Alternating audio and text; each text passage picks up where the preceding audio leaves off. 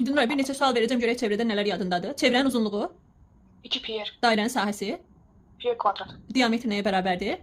2 radiusa. Ay sağ ol. Alfa dərəcəli qövsün uzunluğu, Pi r alfa bölü 180. bəs alfa dərəcəli dairə sektorunun sahəsi? Dairə sektorunun sahəsi. Ay daha yeni aklıma çıxdı. Tənasüb quraraq hesablaya bilərsən Nuray. Ümumi dairənin sahəsi nə qədərdir?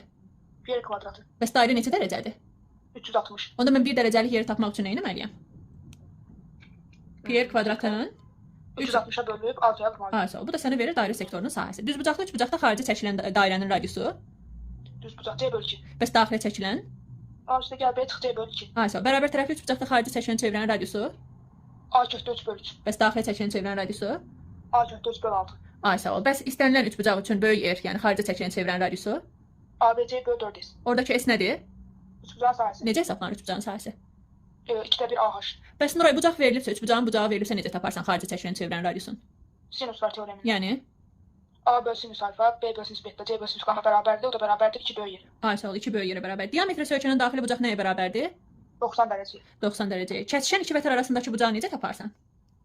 Kəsişən iki vətər arasındakı elə bir şey ədəd orta kimi daha toplayıb 2'ye bölər. Yəni toplayıb 2-yə bölürsən. Ay sağ ol. M qövsüdsə toplayıb 2-yə böləcəksən. Düzdür. Bəs 2 dənə kəsən çəkilsəydi onlar arasında qalan bucağı necə tapacaqdın?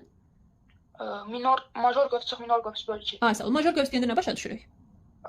Ayrıdığı böyük qövs. Ay sağ ol. Minor qövs deyəndə də Bu da ayrıdığı kiçik qövs. ay sağ ol, afərin.